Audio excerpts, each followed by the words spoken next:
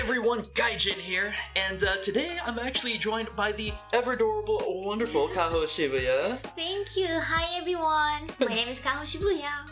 And thank you for joining me. Thank you so much for coming all the way from Dallas to Houston. I happen to be in Houston.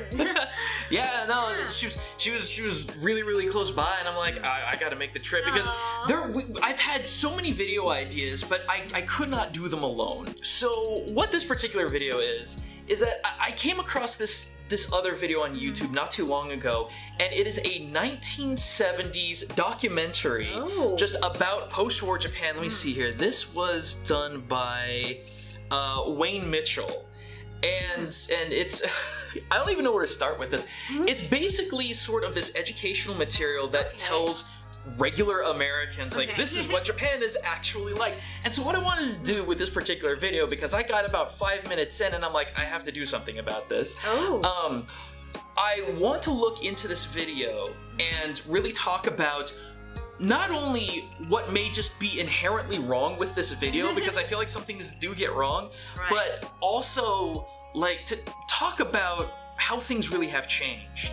Because based on what I've seen with this so far, it's like, yeah, there are a lot of things that either changed retroactively or things that have kind of always been, but no one really ever talked about.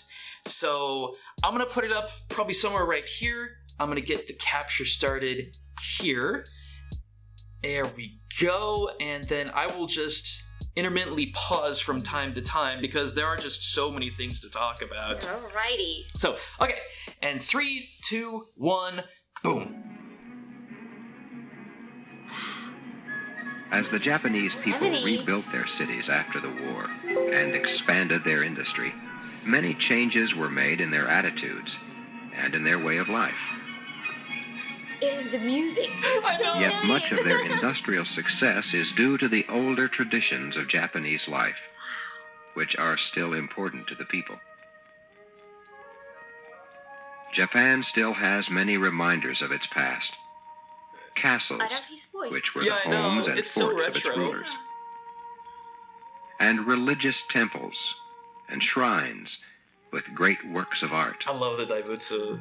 I need to go see all of them. At festival time, businessmen and citizens from all walks of life join the shrine priests. I actually have to pause this for a minute, because this is something that I always I always thought was really interesting. Because like when it comes to matsuris, local businesses would always come by, and I mean that's kind of where the whole happy idea came from, was people representing their different companies. But the funny thing is that it was me, Joey, Aki, my Aki, and a couple other friends. We went to the Honen Matsuri, and it's funny because it wasn't businessmen, but different people who were up for government positions who were like going out and shaking hands and things. And I always thought, you know, is that kind of a normal thing? Because with businesses it makes sense because it is local, but for government officials going out trying to be nice with other people, trying to be nice to the community there, the locals, and even the locals, like some of the shops or companies, they invest some money, sponsor the festival, and that's why there are a lot of chojins, lanterns with their name on it. The company's name, because it's PR for them. Right, but do you think it's just as much when it comes to like government officials, people who are wanting to be reelected, or maybe not so much? Definitely wanting to wanting to be chosen again, or just for them to remember their faces. Yes, it's just more about the communication. It's not about being religious or anything. Yeah. It's just a communal thing, and that's honestly that's what I love about matsuris, because a lot of matsuris tend to be kind of the same thing over and over again. You just kind of get bored of it.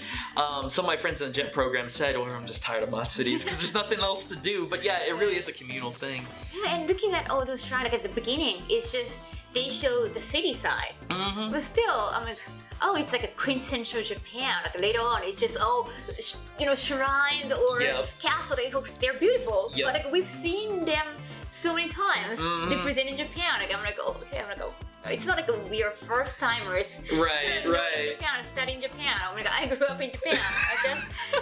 We've seen the same thing. Right. All right, let's skip it kind of way. All right. We know. The quiet temples are designed to give a feeling of nature in Japan. That's super true. It feels so zen. In this small nation of mountains, lakes, and forests, the people have had to learn to take care of their limited natural resources. Oh, this song. The Japanese have practiced forest conservation for centuries. 2/3 of their land is mountainous, suitable only for growing trees. Okay, I gotta say something right here, though, because this kind of neglects something that I thought was really, really genius when it comes to geographical manipulation. Right. And that is the cutting into mountains in order to actually have different rice fields. Yes. Because I don't know how old that was, but one of the things that I always found fascinating is that despite the fact that, yes, Japan does work around nature, then dominate nature, kind of how the US does, there's still a lot of ingenuity when it comes to utilizing what sort of land that you would have. Because the last statistic that I looked into, because they said 2/3 in this video, but I think it was closer to like 75-80% of all land mass is mountainous, and yeah, that really is super hard to work with to do anything besides, you know, just natural woods. But the one thing that I was talking about with Aki actually was that because of how much foliage there is, because of all the trees, you're gonna have super rich nutrients in the ground to grow things. And I don't know, I had to stop it here when I first started watching it and be like, this kind of glosses over just how there was so much ingenuity when it came to agriculture in Japan. So, I don't know. Do you have any thoughts? I heard that all those, I don't know what business is called in English, like ringyo in Japanese, but they deal with like woods. Huh. I can look it up and put it up on the screen. But I heard like, they make a lot of money now.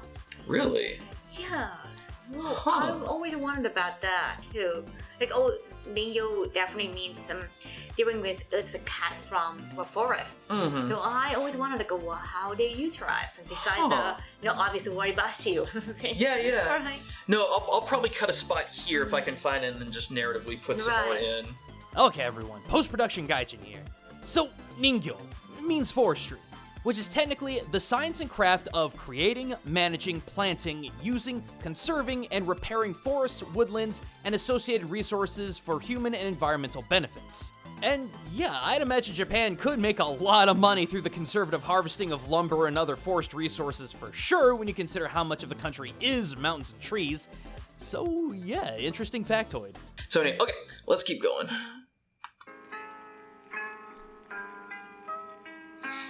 Oh, sawing by hand. Ooh. Water, Really? flowing from their mountain streams and rivers, is used over and over again to produce electricity. Japan's earliest industries depended upon electricity from water because the country had almost no other energy resources. But this is what kills me, is because I was trying to look this up a little bit, and the earliest sources of power that I could actually find when it comes to Japan, electricity was first introduced in Japan March 25th, 1878 at the Institute of Technology in Toranomon in Tokyo. Yeah, what I was able to research is that thermal and hydropower plants were introduced after the fact. Like, before, it was actually coal and other, I think, fossil fuels in order to generate electricity. I'll have to double check that, but that struck me as interesting. What he meant about water energy, maybe like Swiss shells. Maybe older but than that. But see, that's the thing, is that they're showing hydroelectric generators, and yeah, it makes sense because I also know that Japan tried to dabble around with thermal electricity because there's so much volcanic activity, but it's like in 1878 or even like as far as the early 1900s, I don't know if this kind of technology existed in order to generate electricity. So that was something that was just like, I don't know if this is just completely wrong. Okay, let's go.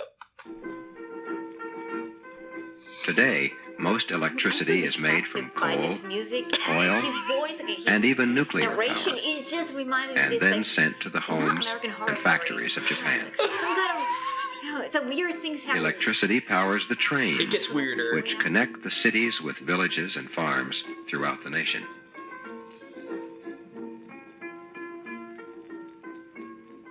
Only a small part of Japan can be used for farming. Farms is done by the older people, while the younger men and women go out to work in nearby shops and factories. Okay. Well, do you, But the few families I who don't know, do back in 70s, but I think they choose to not like nearby shops, but also to go to the city. yeah, It was already happening. as early as the I think 1970s. so. work full-time on their farms produce most of Japan's food. Okay, That was a huge point of contention that we actually talked about before, because as it stands right now, 60% of all food for Japan is actually technically imported. Like, I remember a couple of my kids when I was teaching abroad, they were like, oh, well, Japan could be self-sufficient. I'm like, yeah, it could, but you would be without a lot of different kinds of food otherwise. And I think it makes up, what was the figure? It was like $12.1 billion of American exports is food to Japan, which is crazy to me, like, to think about. Yes. Let me see if I can find and that. some politically, like, you want to be nice to the United States, I totally understand. Oh, yeah. I don't know the, politics there. So it's, 12.1 billion U.S. exports, in 2013, so that might have fluctuated because it's been a while. But here's the other thing, too, is that in the 1970s, there was a global food crisis. I was unaware of this until very recently, so I'm wondering if that the context of this video is actually talking about, because Japan had a big push to be self-sufficient in terms of food. I can't remember what it was called. Food security, that's what it was. This led Japanese authorities to redefine the concept of national food security and promote and supply diversification strategies through investments and aid programs in the new agricultural countries. So it was this idea that it was like a national securitization of food. So I'm wondering if that's what this particular video is talking about. Maybe we should keep this. Yeah. This is the Takatsuki family, who earn their entire income from farming. Today, the Japanese are learning to eat more vegetables, grains, and meat, and less rice than... Really? I hate this!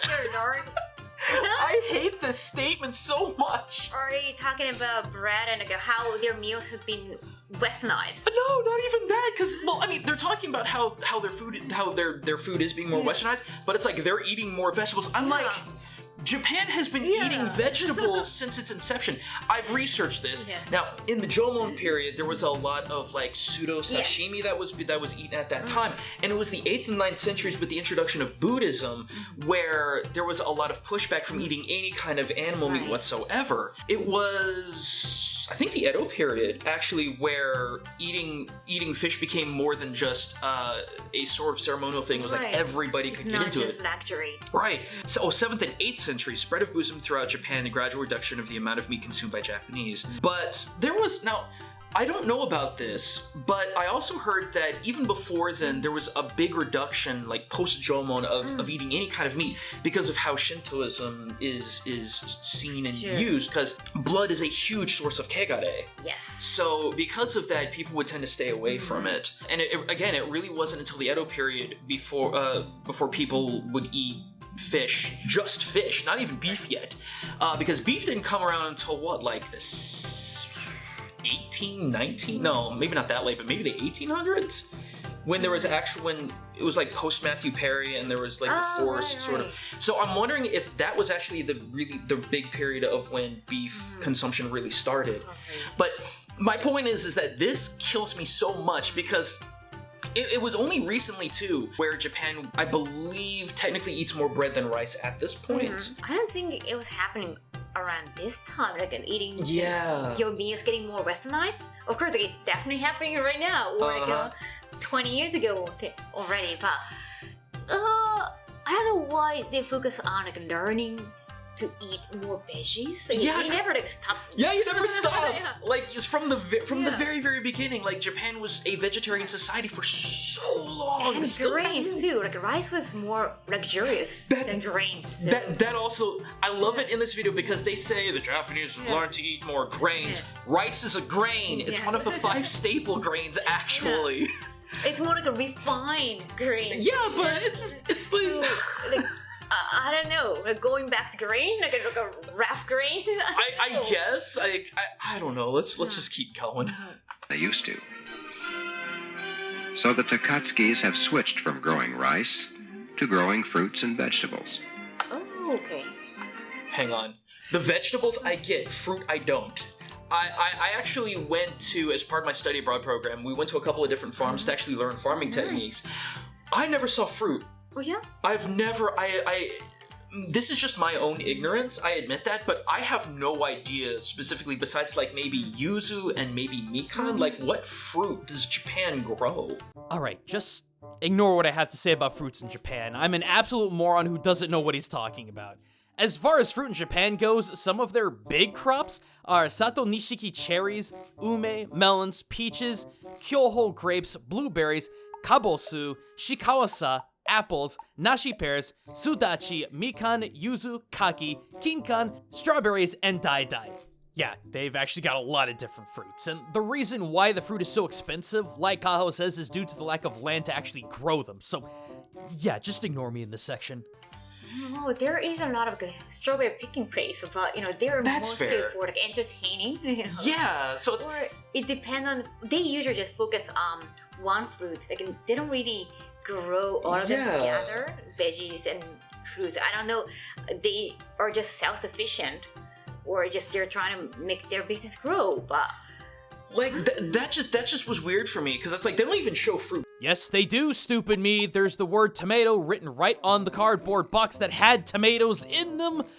God, how did I mess this up this badly? But, like, they show this big daikon being pulled. But, like, it kind of bothered me, because I wonder, we in the US, particularly at this time, we love mixing in the concept of fruits and vegetables together. So I'm wondering if that was kind of the case here, because I just can't think at all of a whole lot of fruits that Japan grows. There's some, yeah, it's just, if they did, fruit wouldn't be so expensive. I assume so. I think growing them is kind of tough. I know that growing rice is kind of like it's very hectic. Oh yeah. Like put all those, not.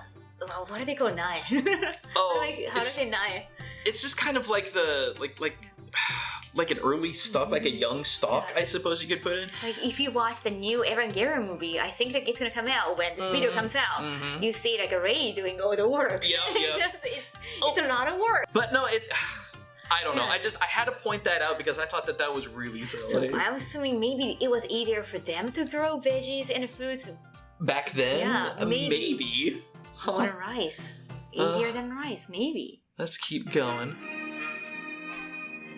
Of course, not all their time is spent on the farm. Kids. Children must go to school 6 days a week, Discussion. plus private lessons after school, and hours each night of homework. So Therefore, Sundays are one of the few times that families can be together. okay, I had to stop here because this is a huge difference now. They said that kids go to school 6 days a Yes. week, where it's like, is that really so normal? That anymore? was normal in public school. I went to private school, Uh-huh. so they had their own rule. And I actually went to Protestant school. So we were asked to go to the church on Sunday. That's why we had Saturday off. Oh, okay. Because see, that's the thing. It's like, the schools that I taught at, I mean, all weekends, like Saturday and Sunday, the kids were not there.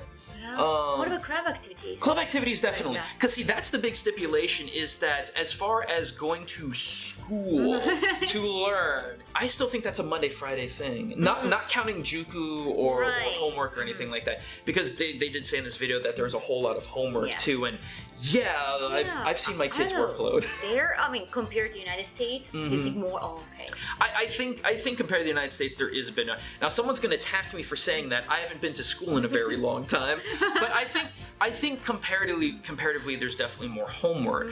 But I don't know if it's really so much Monday through Saturday for regular school. I don't really think that's normal anymore. When I was in middle school or junior high, say junior high, middle school. It's the same thing. It's fine. Elementary school, I think public school still had 6 days, but Saturday was a half day. Oh, So it wasn't like a full Saturday. Yeah. That's what I heard. That they can just go back home like early. Yeah, and I do know for a fact that especially when it came to like summer vacation, like there were club activities all the time. Yes. I think the most hated thing, and I'll probably put up a picture of how sweaty it made me, but the gym that we had at our school, I was part of the badminton club. Yeah, I know it's weird. For like me, but no. I mean for other people watching, it's probably gonna be weird. But no, because it's like we would be there every day during summer. And especially, you know, once Tsuyu's over with and August rolls in and it's horrible. Like, we couldn't open any doors. So the gym was literally closed off. Yeah, so the gym was completely closed off, and I would ask the teacher who ran the club, like, why don't we open a door? He's like, oh, the shuttlecock might get adjusted by wind. And I'm like, come on! I'm dying here. But anyway, no, I just thought that was interesting because I think it's a little less strict these days, but still crazy strict compared to what like we do for education in the States. So, okay, and go.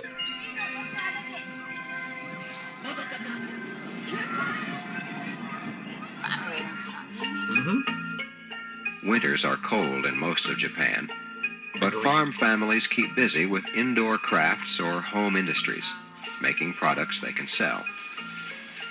Do you think that was pretty commonplace? Grass reeds they've grown and dyed green are fed into a machine in their barn to weave floor mats.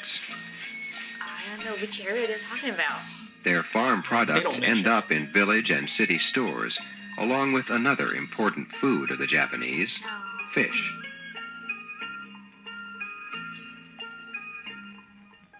Some fishermen work along the coast, some further offshore, and some in large ships fish for many months in faraway oceans.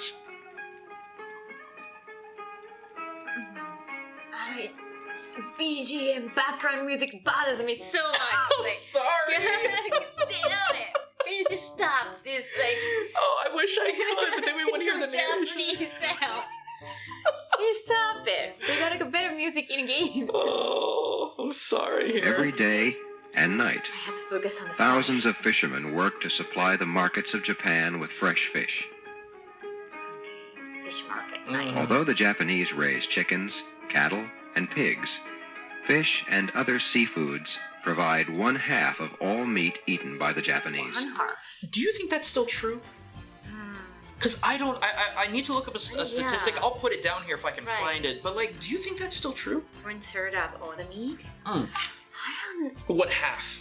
1/2. Yeah, one entire half, like half of all meat in Japan eaten is fish. Like, I love to eat fish, but it's not very easy to cook. Right. Also, what counts as fish? Because you have fish and you have like shellfish. Yeah, and crab, also, so what do you do with like chikua or something? Because originally from fish. Right. Would you consider that fish? Or... You like fish products and stuff like that. So I don't know. So I'll just try to look it up. That is kind of fishy. I had to say that. That's fun. That's a good pun. Because of the great demand for more seafood, the many bays along Japan's seacoast are now used to grow crops of ocean plants and shellfish. I didn't know this, actually. This is cool. Rafts are anchored in the bays and planted with young oysters, scallops, and abalone. The shellfish are fed their favorite seaweeds until they are full grown and ready to harvest. I didn't even think about that. The most difficult problem in growing these seafoods is keeping the water free of chemical and sewage pollution from factories and cities. In the coastal and rural parts of Japan, only a few isolated fishing villages and remote mountain villages look like this today. Now more than ever, because most of these places are abandoned. Most farm and village homes are no longer much different than homes in towns and cities.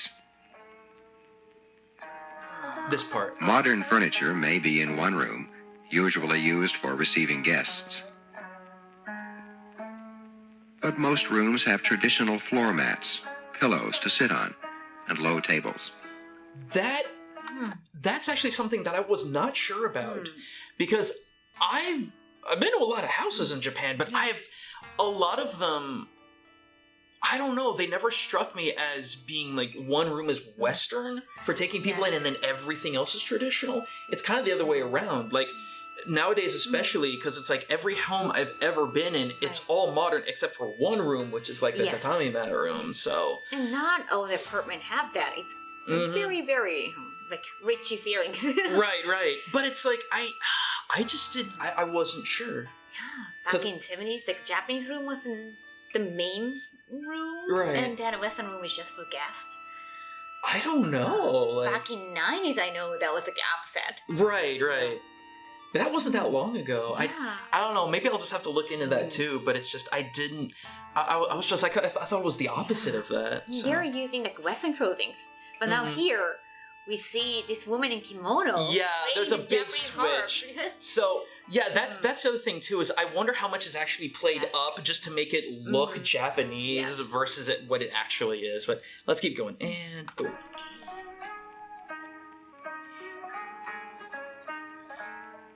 Later in the evening, this living room will be used for sleeping, with bedding rolled out on the floor mats. I mean that's Okay. I mean that's pretty normal though, right? Because like.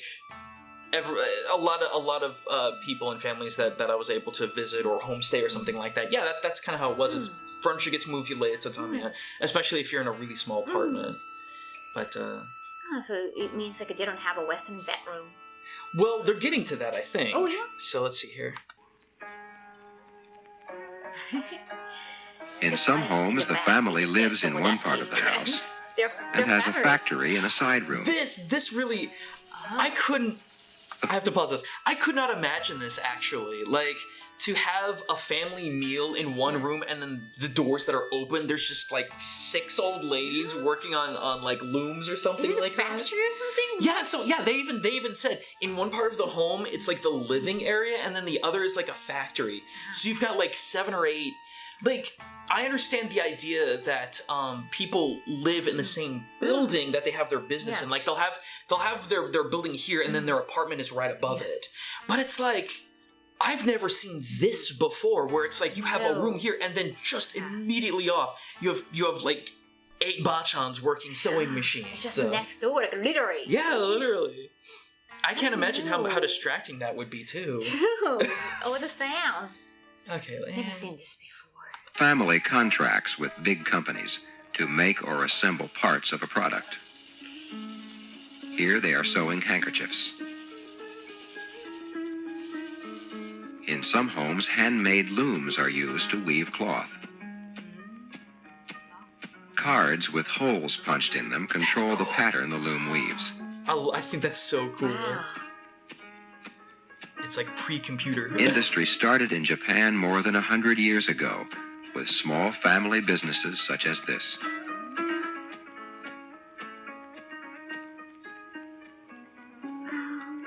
Yeah, it's super pretty. Small towns and villages throughout Japan now have shopping centers just as modern as in the big cities.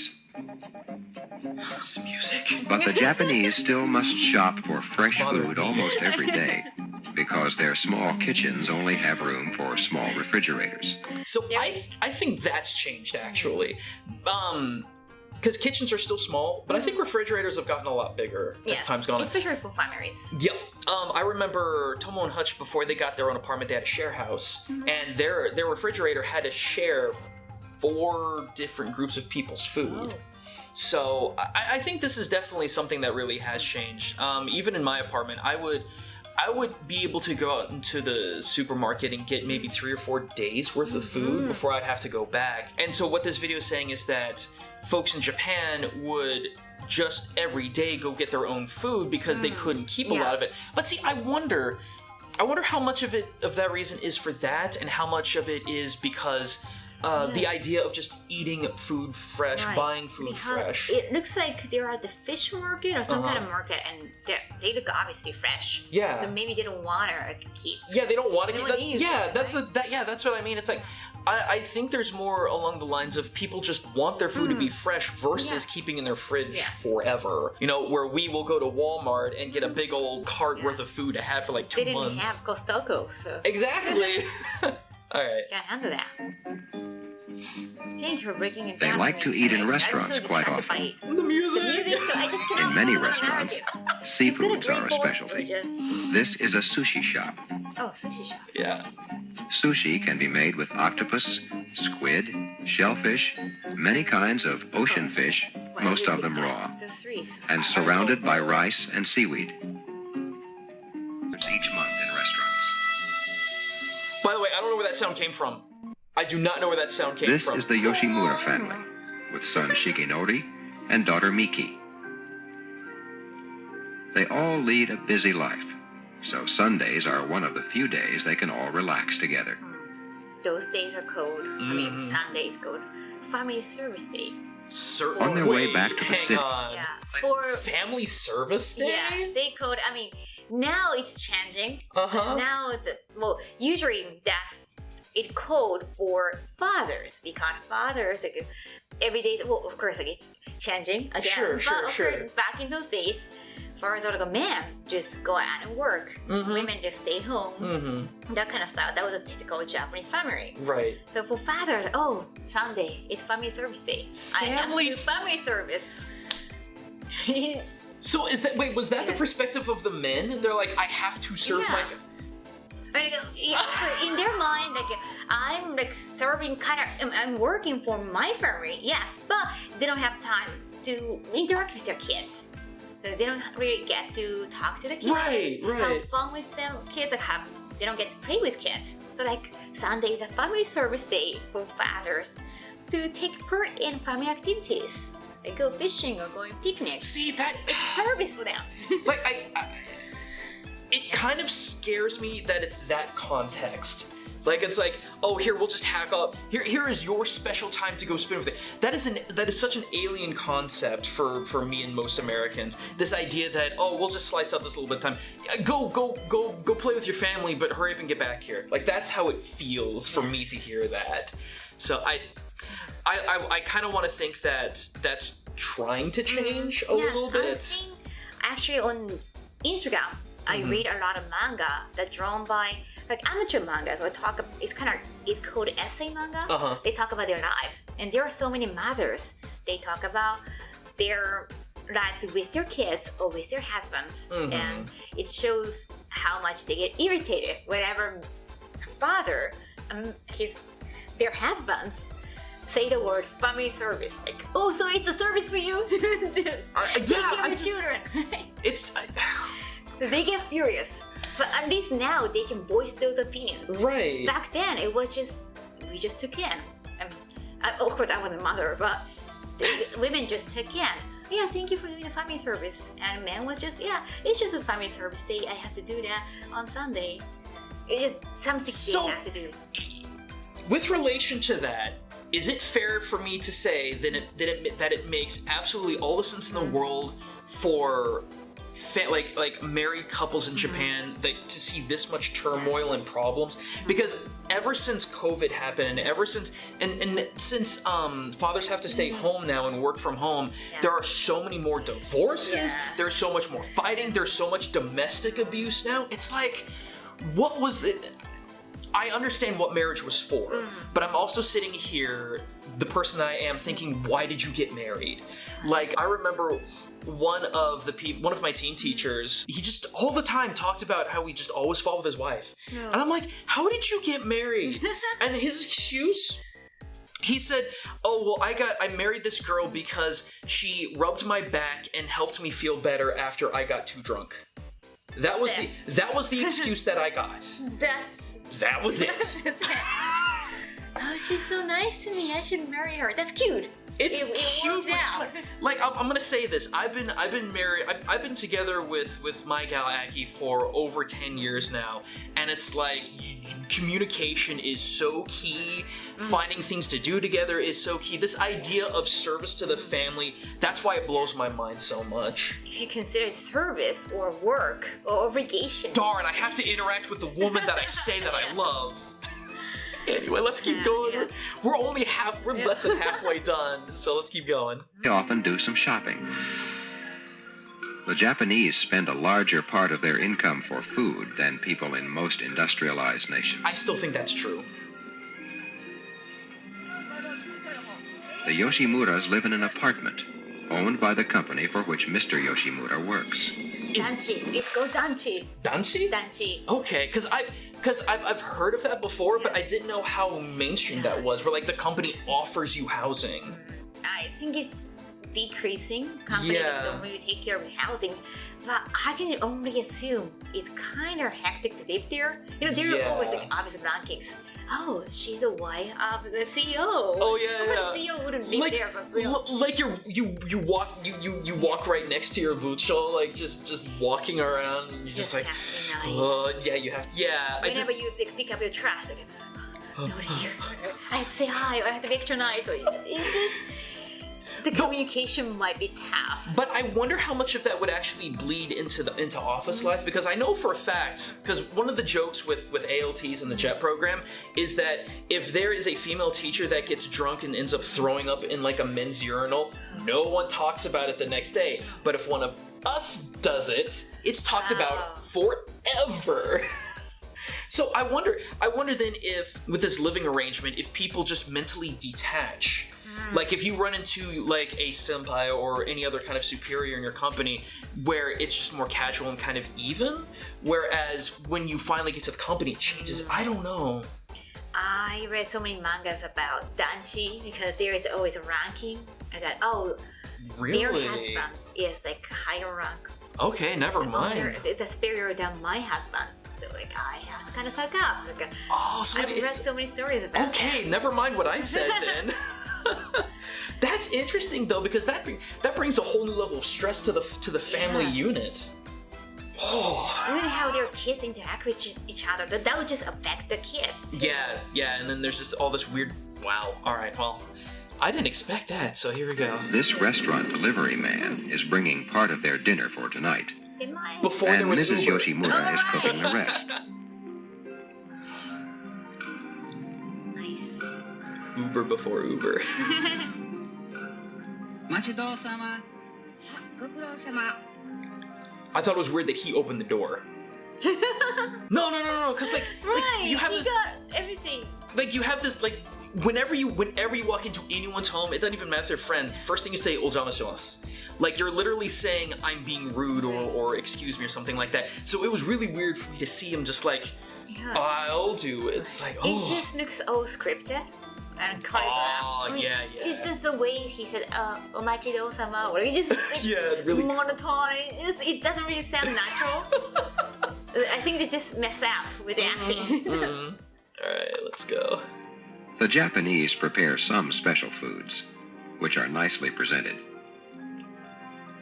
But most of their meals are similar to Chinese cooking. Tonight. Most? I wouldn't say most. I'd say some, sure, but... Some are definitely like inspired by Chinese food, like ramen. Sure. First. But I wonder if that's just a matter of the time of like the 1970s where there was more like noodles and faster kind of Chinese food. I read a book about how the curry rice like became famous or popular in Japan. Like it's more, they made it their own way. Like it looks kind of Western, but it's like a Japanese meal. It's kind of like omurice and rolled cabbage too. Okay. They look very Western, but they're they're the quintessential Japanese meal. No, Japanese food. Yeah. It's very like unique. Well, I mean, that's one of the things. Like Japan's greatest strength as a society, in my book, is the ability to take ideas that are either untested or unrefined and perfect them. But one of its greatest weaknesses is creating brand new things just in general. But I don't think that kind of outlook is a bad thing for the entire country, because to be able to take things that are rough and finite them and make them really, really good, like the automotive industry, the car industry, like Japan crushed the American auto industry because cars came from the U.S., but they were refined and perfected arguably in Japan. So it's like, I think Japan is very good at adding things. Yes. We're not very good at making things from scratch. Right. No. But it's kind of like manga is the same. And we've seen like, I've seen this kind of manga before. This manga, whenever a new manga or shonen show actually comes up, it reminds me of Naruto or Dragon Ball. Even Jujutsu Kaisen reminds a lot of people of Hunter x Hunter. But still, I've heard that comparison actually. It's such a great manga. It's just they are learning from legends. Yeah. And it's not a bad thing at all. Well, we could probably do an entire video about the cyclical nature of manga and anime, but because I also think that it's finding new audiences and new generations. But let's not get too off topic. Right. The reason why I mentioned curry rice is because I read that in the beginning, curry rice, they use, instead of pork or beef, they use inoshishi, so Really? like a boar. Yeah, like domestic boar. Right. Huh. Wait, I had to read it again. Well, no, it would make sense. I've always wanted. They were trying to get like Eto, like zodiac sign. Mm-hmm. It's actually in Japan it's boar, but in China it's pig, right? Oh. Actually, sorry, it was the opposite. Japan had boar. Uh-huh. They were not very familiar with eating pig meat, pork. Yeah, like domestic. Yeah. So that's why like, it started with boar.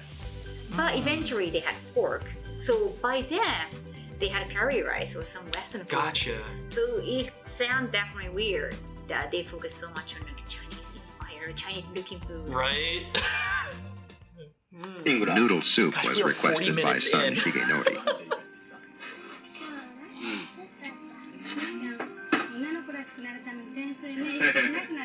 Either before or after dinner, the family takes their daily bath. Such a small. I know They it's shower tiny. first and then soak in a deep, very hot tub for as long as an hour. And it's just like acting. There's just weeks of acting. Here we go. Okay, so I have to point something out because on the original upload of this video, there were so many people that were saying, why is that father bathing with his daughter? And I'm like, you idiots don't get the context of it. No, it drives me so crazy. It's like, I am so... I'm gonna sound like a weeb here. I am so mad at the United States for forcing our ideas of decency in terms of what nudity is. Like, I had the biggest what's called an aha moment, like you realize something. Right. I was at a Marakineko onsen not that long ago, and it was like literally me and a bunch of old timermen just in one of these larger tubs. And out of the corner of my eye, I see a worker coming through, and I see that it's a she, and she's like 20 years old. And I'm thinking I had a moment where I felt like I was going to panic a little bit, and I stopped and I realized she's just here to do a job. We're here to relax. The fact that we're all naked doesn't matter. It's a non-thing. And like one of the biggest problems that I have with American society right now is there is no differentiation between like sexual nudity and non-sexual nudity, because there's a huge difference between the two. And that's what kills me when it came to that particular section of the video and how people reacted to it, because it's like, look, it's context. It's completely different context. And I've actually heard that there were couples from Japan who moved here when coworkers or worse, when a kid's friend at school found out, oh, well, my friend is like bathing with like her mom or her dad or something like that. Immediately, like child services are called. Oh, really? There's threat of the child being taken away from their parents because we don't understand the context of what's happening. And I hate it. I know for a fact there's going to be people in the comment section basically saying, Gaijin, you're just supporting pedophilia. It's like, no, that is not what this is at all. It's... in Japan, when you're like, at a certain age, when you're like 11, 12, and you're still waiting with the father, we get mocked, or we get, I don't know, we don't get buried, well, some might, but it's just another fact that, oh, you're still waiting with the father. It's not serious. You just joke around, but there is a certain age, like, if you're in middle school and you're still bathing with the father, we find it weird, but we don't find it creepy right away. Right. But how old is too old? Like in United States, when father is bathing with their daughter? 2 years. Oh wow. Like post-toddler. Now, well, it's different because when it comes to like sons and fathers, it's different because then you have the whole rite of passage of like shaving and things like that. Sons will constantly mirror their fathers in a lot of different ways like that. So I think it's less if it's same gender, but opposite, like what was in that, like no, like you're like, for one, I feel like it would have to be a single father for one to be forced into that circumstance, and then two, it's like I would post toddler, like 2, 3, 4 years old. Like 4 is really pushing it, but I think that really is the breaking point for where people would see that as an abnormality. So I don't know. That's like way younger than what Japan considered inappropriate. Right. And even when it's like 7 years old, it's not that you're being mocked because it's like skebe or something like that. It's more like, oh, you still act like a child. Yeah, like that's that the way. difference. You still pee in your sleep kind of way. Yeah. So I don't know. That's totally different. He and her brother spend 2 or 3 hours every evening doing homework. I think that's still the same. Only the best students are accepted in the most popular universities. So, even at Miki's age, students are encouraged to work for university acceptance. Miki's parents sleep on grass floor mats, but Miki and her brother have modern furniture and their own bedrooms. And then she just goes to bed. It's a Western bed. It's very yukata. It wasn't. I told her I saw this, and like we were both freaking out, and it's like. Okay, it's just a rewind a little bit. Yeah. What kind of yukata she has? Because It yukata, looks like a winter. yeah, there is like 2 types of yukata. Miki's One, like- parents like, sleep it's on just a grass festival floor mats, yukata. Yeah, it's like just. It's but not a Miki PG and her brother yukata. have modern furniture How would you? and their own How bedrooms. She's got a big old bow in her obi too. It's like she's sleeping on her obi. Oh. On your obi. That is so incredibly weird. Yes, there is like a sleeping type yukata, PJ type yukata, where Right. you get like an onsen situation. Right. It's just for you to relax. It's not for you to like walk around in the city. Yeah. No. So like when it comes to places like Uedo Onsen Monogatari, like you at Uedo Onsen Monogatari, like you have to get those special kind of yukata on, and the obi that come with it are really thin, and you don't even have to tie it that well. Like And for- you tie like in front of you so Yes. that you can sleep. You don't Yeah. have to care about so you're not on your back like no bump on your back. But I mean, even for men, like tying an obi, even for like a matsuri yukata, like you still have to make that clamshell. It took me a while to learn that, and it's still bulky even for men. And then you look at like women's yukata, and you've got a huge bow. Like the obi is like from like your pelvis all the way Yeah. up here. And I'm like, I don't know how in the world you can sleep in something like that. It's a fashion yukata. She was wearing fashion yukata in a fashionable way and going to sleep. Weird. I don't know. Let's keep Is it going. for Western audience? Is it special? Because it looks like they're totally acting. I think, like I said, I think this particular video plays up all of like the Japanese uniqueness. So like, Yeah, they just wanted some footage so that, oh, can you act like this? yeah. Can you sleep in a really uncomfortable yukata for us? Early each morning, Mr. Yoshimura walks to a nearby train station and, like many Japanese, travels for an hour to the factory where he works. Almost 1 hour. Most other countries have a mixture of people from different regions and with different traditions. But here in Japan, the people Mr. Yoshimura works with are all of the same race, speak the same language, have the same religion, and same traditions. You don't talk about religion. Being I have to hard disagree with that statement. How would you know so much religion? Yeah, I know. That's one of the reasons. Sorry, I'm going through my notes really quick. Like that's something that had really bothered me when I first heard about that, because it's like, yes, it's like I do have a hard disagree, but I do also agree to an extent, because yes, it's like 90 to 95% of everyone in Japan is the Yamato Japanese, like. And very homogeneous. Yes. However, that being said, it's not like literally everyone in Japan. Even in the 1970s, it wasn't at all like everyone was of like the same race beliefs. Like let's talk about race for a second. We don't want to go into too far detail, but like there are Chinese Koreans, Koreans who, under circumstances, got citizenship, and there was a push to kind of integrate people in. But at the same time, I know for a fact that there are still plenty of people, even at that time, that still held on to their own heritage. Especially in Kansai area.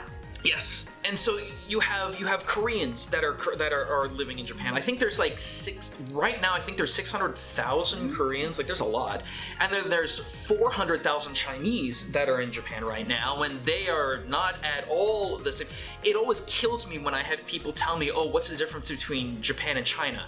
Everything, like, with some exceptions, sure, but it's like just like within Europe, within EU, that it's different, right? So I think the reason why this particular narrator is saying that Japan is so homogeneous is that in the 1970s there was this big push for this concept of Nihon Jinron, which is uniqueness of Japaneseness. In the 1980s, Prime Minister Nakasone came out and said, like, this was back when the economic bubble was really building up in Japan, and he made the claim that, well, the reason why Japan is doing so well and the United States is doing so terrible economically at this time is because of our homogeneous nature and our, you know, the concept of wa and harmony and things like that. And there was a huge backlash against it, not only from the United States but also from Japan too, because we always argue in the US, and I believe this to be true, that all of our differences is what makes this country so strong, because we can take bits and pieces everywhere and apply those strengths. So I think one of the big reasons why this narration is the way that it is, saying everyone is the same, is because that was the hot thing. Like Nihon Jinron was the hot thing at that time. There is some truth in that, of course, but of course Japanese people are more group-oriented. We have the group-oriented mentality, whereas I think in the United States more individualistic. Yes, absolutely. That is definitely true. I think they just want to highlight the fact and just exaggerate. They don't want to say, not everyone, but, you know, it's just easier to go with the it is easier extreme narrative. But it was, I don't know, just listening to that, it always just really bothered me, because, like, even the idea of religion, like, granted, Christianity is in like the 1 or 2 percentile when it comes to national religion, but all different kinds of people still have different levels of faith and belief. Like, there are some people in Japan who lean more heavily towards Shinto, there are some who lean heavily towards Buddhism, and then there are some who don't lean heavily towards anything. I would actually say at this point that Japan isn't so much religious as it is spiritual, because there's a big difference between those two things. Like have you ever heard of the phrase, born Shinto, marry Christian, die Buddhist? Like, that's the... So, it's this idea that when you're born, you go to, like, the children's festival. Shichigo-san? Yeah, Shichigo-san. Sorry, I just blanked on that. But yeah, like, Shichigo-san is when you're, you're born Shinto, and then when you get married, it's like, yeah, you'll have like a regular kekonshiki and things like that. White dress. Yeah, but at the same time, there'll be a lot of people who will have like Christian weddings because it's really fashionable and really cool. So that's the marry Christian and then die Buddhist is when you die, you go through more of a Buddhist sort of True. So, I mean, that's why I have such a problem with this statement, is that it's overgeneralizing how Japan views religion, spirituality, and everything else, not just with differentialities of race and upbringing, but also that. So, I could say a whole lot more about that, but we're almost an hour in, and we gotta wrap this up, so... Similar in so many ways, it's not as important to them to be different as to be loyal to the group. Yeah. They respect loyalty to the family, their school, the people they work with, their company, and their government. Companies are loyal to their workers, offering them lifetime employment. Lifetime employment. I don't know about that one, Chief. Not these days, anyway. You expect that. A lot of people expect that. Not the younger generations. I mean, you kind of can't, like, being a freeder is such a larger thing now. Or, like, I keep hearing really great stories about startup companies and entrepreneurship in Japan, which I think can go really, really far with a lot of ideas. But, like, this idea of everyone having lifetime employment, it's like, yeah, maybe back in the 70s, but these days... They do probably, like, expect those, but it's not a promise. Yeah, but even then, that can get turned around on you, too. Like, what was it? Like, Black Kigyo. Kigyo, that's what it was. I'm so sorry.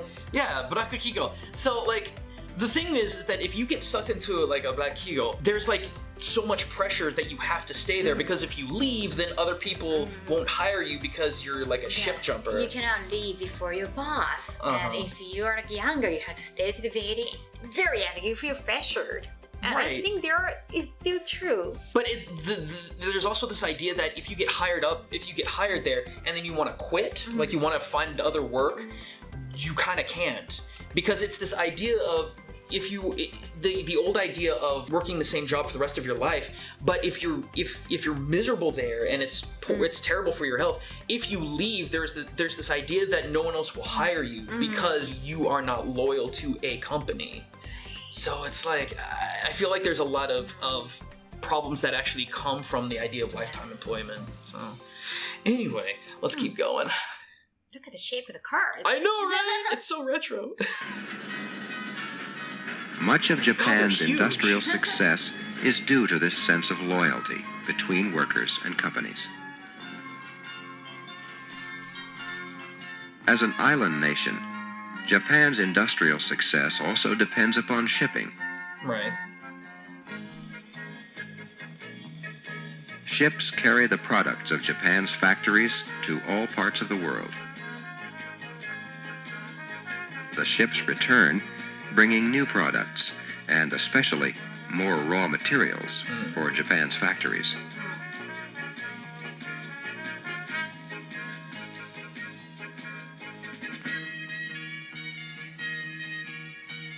This ship has arrived from Malaysia, bringing a cargo of iron ore. Oh, that was cool. The iron ore will be taken to giant foundries to be melted and refined into iron and steel. See, I didn't know that. I didn't think... I didn't know how much... Yeah, I didn't know how much Japan refined its own metal. I thought maybe they would buy it refined and then import it.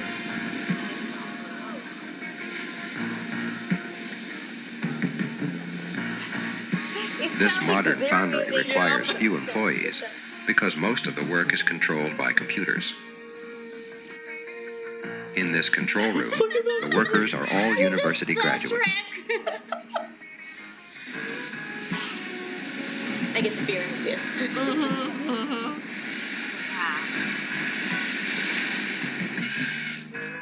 One of the main problems for Japan's industry is that it requires so much energy to produce their products. Yeah. Japan must import fuels for energy, buying from other countries the oil, coal, and nuclear fuels so necessary for its industry. Hang on, because I feel like that's counter. Because in the very beginning of this video, they said that so much of Japan relied on hydroelectricity, and it's like, wait a minute, now you're saying that Japan imports all of its fuel, which is what it did in the first place. And for its people. Years ago, these energy fuels could be imported cheaply, and makes most of the world's largest ships. And they are also world leaders in making the smallest parts. For transistorized radios, television, computers, and cameras. That's before Sony Walkman. The Japanese are well educated, especially in mathematics and the sciences. That's not fair. I still think we hold on to this really, really old stereotype that all Asians are good at math, and as someone who taught in multiple high schools, I can tell you that it's not true at all. Like, I think most people have the same capacity for education than anyone else. I think there's more pressure for the hard sciences and mathematics. But some Asians who immigrated to the United States, they feel extra pressure to be successful. Right. So, especially in the United States, there is the stereotypical image about Asians being good at math or being good at studying. But they just feel the pressure.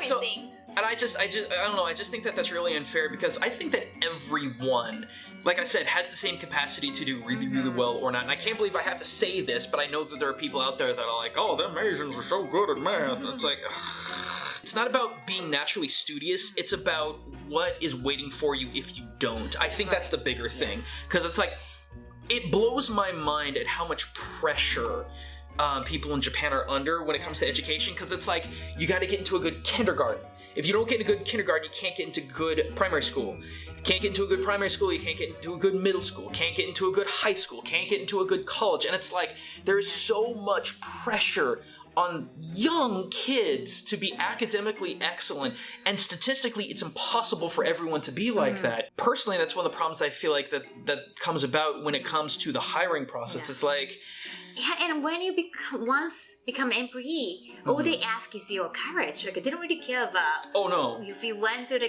well, of course, they might appreciate that if you got a higher education from the beginning of your life, but it's not more about you, but it just speaks to, your family's rich. Well, the way that I see it, because there are things about the Japanese education system I think that do work, in that what companies want is the best clay to mold. So the idea is that if you get into all of these good schools, ever since like kindergarten all the way up, getting all these prestigious schools, the company's like, okay, you are fundamentally an above average person in all these different educational aspects. So now we're going to put you in our company boot camp for 2 weeks and teach you everything about your job that you need to know. Because that's the thing. Nobody goes to college in Japan to learn about their future job. Not really. As someone who went to a Japanese college for a little bit, it's like, college was just kind of, you go there, you can go to class if you want to, but granted there are exceptions like Tokyo U and places like that. It's like, you're going there and you're going to do well. But like regular college, it's like, you just chill and you have drinks and you just learn how to socialize with semi-adults, 18, 20. Yeah, this is why I wonder why there's not more anime that focuses college, because there's like Uzaki-chan wants to hang out, and there's like Genshiken, and I can't think of many other anime or manga that take place in college. Actually, I heard this is like a statistic. Truth, I interviewed this mangaka, and he was bringing a lot of protagonists who are like 17 or high school kids. And like I asked why, then because it's the popular choice. It's what audience goes, it attracts the audience. Somehow the adolescence high school, it just brings more audience. That's why I just we could probably do an entire video just talking about that too. Well, let's keep going, because we're almost there. I think we got about 4 minutes. They are easily trained for the highly skilled jobs of designing and making scientific instruments. These electron microscopes will be sold to universities in all parts of the world for scientific research. Yeah. This music! It's like A-Team. Workers are paid bonuses twice each year as a share of the company's profits. Oh, is that true? There we go. Okay, so what they said is that based on the company's profits, people would get bonuses at the end of the year. Oh, yes. Okay, because see, I don't know if it works the same way for companies here, because that's almost like commission-based. I heard it depends on the company, but at the end of the year, and also there's another time, like maybe summertime, the bonus season. So how many times you can get bonus, or how much you can get bonus, is actually very, very, very such an important part. Right. When deciding if your employment status is good or not. Oh well, definitely that. But that definitely feels more like commission based, because I believe bonuses here in the States are more fixed. It's like when you go into be employed, they'll usually say, well, you'll get like a $2,000. $10,000 end of year bonus. That's in your like contract. So I think it's more fixed here. But hearing about that, I'd never heard of that before. Here in Japan, you don't know how much you're gonna get until you get it. And like, so this is their assessment about my work. It's lower than I thought. Oh, it's lower than I thought. It's just they get either happy or unhappy. See, then that makes me wonder how much productivity actually matters when it comes to Japan, because I've heard so often that people will stay for tons of overtime, but they're not actually doing a lot of work. They're just there because they have to be there because their boss hasn't left yet. So I'm kind of wondering, is the bonus then based on productivity or just how long they've actually been there? So, because this is saying it's based off of company profit, so that has to be. You cannot really tell. Like who? That's fair. Yeah. Who? Yeah. That's fair. That's fair. I guess it is just the group effort then. So it's more like a tip pool. Yeah. It has to be equally distributed. Cool. They often work long hours, but as they earn more, they can buy more. There's not much room in their homes for big purchases, such as furniture. So they buy mostly appliances, electronics, and clothing. I mean, yeah, that's fair. Part of their money is usually placed into bank savings. The average Japanese saves 2 or 3 times as much money as the average American or European. Well, I don't know if that's true still. I know that there's this big push for people in Japan to save money, but I don't know if it's any more or less than it is in the US and Europe anymore. I mean, I just don't know. I'll have to look that up.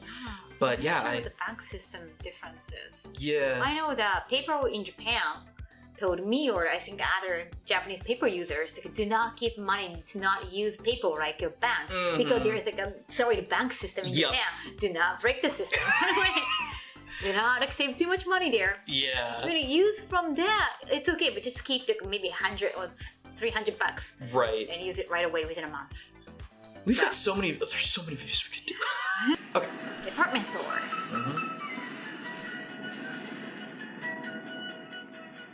After the destruction of World War II, Japan had almost no housing left in its cities. Big cities, yeah. As people rebuilt, no one had the time or money to worry about building restrictions, wide streets or sidewalks, pollution control, proper sewage, safety rules, or community planning. I don't know if that. Hang on. I don't know if that's fair. Right. Because it makes it sound like, I understand that post-World War II reconstruction had to happen pretty quick in order for the economy to bounce back, but this just makes it sound like there was no time to worry about proper waste disposal. Yeah. And I'm like, no, there was time and there's proper. I'm pretty sure it's proper there. plan, I think. Because see, the thing is that if you ever do go to Japan, like, it is a nightmare to try and navigate a lot of times because sometimes there's no street signs, streets just run into each other. But I heard that those streets are actually more modeled after the old streets that were there before, not so much like hastily trying to reconstruct the entire country. They try to depict this street and roads like it's a mess. Yeah. And we can see that there is this cab and there's an old man on a bike. Yeah. So, I think this is kind of unfair. I think this is like not an educative sort of understanding of how Japan was basically rebuilt after World War II. And the other thing too is like when they say most of the cities, and I'm like, I know there was a lot of firebombing because the firebombing was far more destructive in the long run than anything else. But it's like, it's not like the entire country was firebombed. Right. Only just large. I don't know. I just feel like that was a really unfair statement. Ever since, homes and shops have been crowded, ride a bike with The streets more than 2 crowded. people. No. and the parking lots at each train station are crowded. That hasn't changed.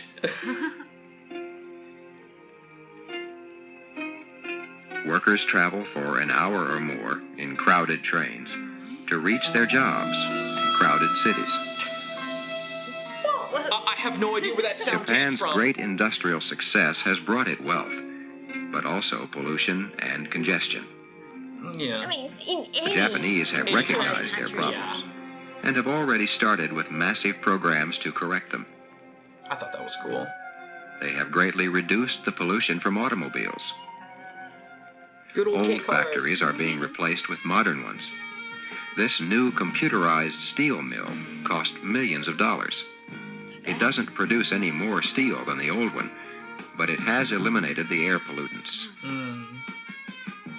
In this unit, poisonous gases and solids that used to pollute the air are now chemically changed into useful products. For the past 100 years, They didn't say what while the America logo. and Europe have been developing highways for automobiles, Japan has been developing its train system. The longest and first monorail train system in the world is in Tokyo and is powered by electricity. That was crazy to hear. The world's fastest train, and one of the most comfortable, is in Japan. It travels more than 120 miles an hour, Look how big it connecting looks the main compared to what they industrial are centers now. of Japan. It's like a big nose. But now they're super streamlined. Yes. It's only recently that an excellent highway system has been They're built not getting throughout affected Japan by the air. to handle the increased traffic. Wait, they just said it was only recently before that there was a good highway system in Japan. Really? It took till 1970 to get a good highway system? But when you say recently, maybe like 10 years, it can be a decade. I guess like if it took, 1945, 15 years, like maybe. Mhm. But that's, you can't say recently, say 10 years ago. That seems a little rough. Okay. Now, almost every family owns a Wow. car. What's that cab going over there? I don't know. So, The Japanese have brought themselves from wartime defeat and destruction to become one of the world's richest nations. How are their traditions of respect for family, education, and work helping them to succeed?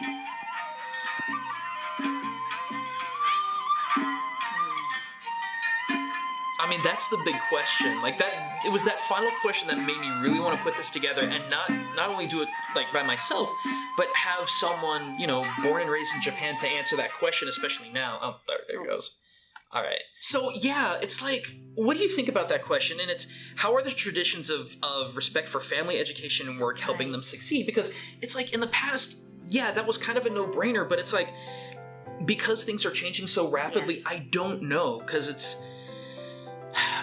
like, what is the idea of respect for family? Is it like familial, like, fealty? Is it more like respecting the family as a loved Right. unit? And it's entity or respecting the old-fashioned, like, traditional right. family style. Right, because the whole point of this video seems to be like they said at the very beginning, wherein they said the modern success of Japan has everything to do with their old traditions, and that's a very like Nihon Jinron sort of way of Yes. looking at it. But I question whether or not that's really true or not.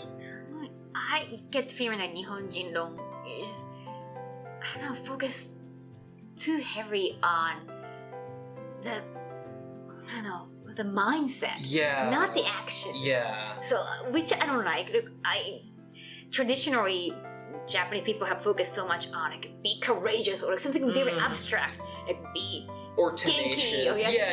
It's like not about you should do that every day or it's just Well, not I mean, specific. It's like the idea of ambition. Because one of the things that I hear a lot of women in Japan complain about is that a lot of men don't have ambition anymore. And I mean, that's a whole other video that we could put together. That has everything to do with how the times are changing. So I can't help but feel like the traditional way of Japanese thinking is actually in conflict with the way that things, like the rest of the world is.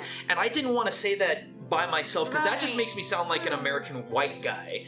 Sure. Or an ignorant American white guy, and I wanted to, what do you think of that statement? Like, how we appreciate family heavily affects our success, or I mean, they talk about success because it was Yeah. like back in 70s. Well, It focused so much on how Japan thrived back to we got defeated in World War II, but now look at them. It's kind of way. I think they talk highly about Japan, which I appreciate. sure. Is it because of the mentality? I'm Yeah. not sure. It's the yeah. I like your analysis of like mentality versus action, because everything really does boil down to action. I hear the word konjo a lot. It's what's the best word to translate konjo? Because it's like you just have to be tenacious, or you just have to stick to it. But see, that's the thing, is like right after this video took place was when the economic bubble was going crazy and there was so much wealth in Japan. So it's like when you have all of this money, yeah, you can take risks and be tenacious and things like that. But the biggest complaint that I hear about, especially from Japanese guys our age, is that the older generations think that they can still be successful in the old ways of thinking because they saw so much success in the 80s and the 90s. But this is 2020 or the 2020s, and you don't have that same. It's no longer the same. Everything is different. Yeah. They didn't have internet. They didn't have smartphone. Yeah. So too different. I mean, I know that there's no real way to answer the question of, you know, is this not the right way of thinking? But it was something that, you know, I definitely wanted to talk to you and maybe some of my other friends in Japan about, because it's like, where can Japan go, and how much of its traditional values is really going to affect how it can pull back the economic stagnation that it's been in? So, honestly, what are your final thoughts on that video? Because it's like there was a lot of times where it felt like things were, you know, still kind of the same way, but things have changed, and some things just felt completely wrong. Yeah, like kimono in bed. Just kimono in bed with Western bed. With the obi on your back, laying on it. So wrong. But. So like what? Based on the perspective, because that was the perspective that Americans had, or people in the U.S. had, when it came to perceiving Japan in the 1970s before the really big economic boom. So, like, do you feel like it was authentic? Do you feel like it was kind of... I love the effort they put in, well, except for the music, but... but and in fact, they focus on how we bounce back from the loss. And it was kind of like an ugly loss. Yeah. We didn't need it, like, 2 atomic bombs. Like, that was horrendous. But like we pushed, you know, to get there. Yeah. And then we somehow bounced back from that. So it was like a beautiful story back in the 70s. We're still fighting with the mentality or ageism and sexism is just so behind, even though it's industrialized. It should be an industrial culture. It's not there.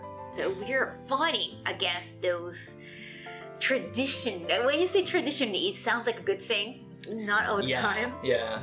So... Well, and from an American perspective, like, that's such an Asianism. It's like, oh, well, all of Asia is all about tradition and family. And I swear, if I hear the term honor being used, like, castles and like old houses are beautiful, but do you want to live there? Is it practical? No, like things have to change. I mean, I think that's a fair assessment of like how society is reflected in geography, honestly, because it's like, yeah, we have all these old buildings that have so much significance culturally, but if you look at their functionality these days, it's not there. So it almost feels like in a lot of ways there's no point in kind of keeping that around. But I would still argue that there's a lot of Japanese isms that are still kind of important, because it's like Japan taught me more than anything to be patient. Like, if you really want to determine whether someone is like a red-blooded American, waste their time. I kid you not, because no red-blooded American will tolerate their time being wasted for any reason, and it's a universal thing. It doesn't matter if you're white, black, Hispanic, like, if you grew up here and you adopted the mannerisms of the atypical American, that is the one thing that is universal everywhere. Wow. So it's wild. But yeah, so I think that's gonna be it for now. Now the next video, like talking about old, outdated, traditional things, that's gonna be the next thing that we're gonna be talking about. That's exciting. So yeah, that's gonna be a lot to talk about. So anyway, Kaho, thank you so much for joining me for this video. It was so good. And thank all of you for watching. Yeah, we've got another video coming out. We're gonna see how that goes. I've got some other stuff that I'm working on as well, but thank you all so much. And until next time, this is Gaijin, signing out. Bye-bye.